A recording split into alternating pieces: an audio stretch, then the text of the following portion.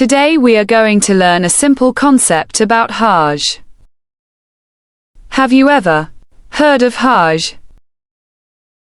It's a very special journey that millions of Muslims make every year to a holy place called Makkah, in Saudi Arabia.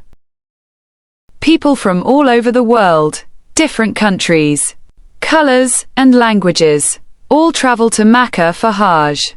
Before Hajj begins, Muslims wear simple white clothes called Ihram. It helps everyone look the same, rich or poor, so they can focus on worshipping Allah. One of the first things they do is Tawaf, walking around the Kaaba 7 times. Then they walk between two small hills, Safa and Marwa, just like Hajar, Prophet Ibrahim's wife, did when she searched for water for her baby. Then, Muslims go to a place called Mina, where they stay in big white tents. They pray, rest, and prepare for the next big step. After Mina, Muslims travel to Mount Arafat. It's the most important day of Hajj. Everyone stands in prayer and asks Allah for forgiveness.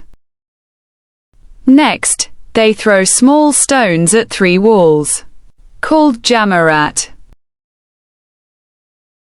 This shows how Prophet Ibrahim stood strong against Shaitan, the devil, when he tried to stop him from obeying Allah. Finally, Muslims celebrate Eid-ul-Adha, the festival of sacrifice. They share meat with the poor, family, and friends. Hajj teaches us to be kind, patient, and thankful. It reminds us that all Muslims are one big family. Thanks for watching. If you like the video, then subscribe my channel.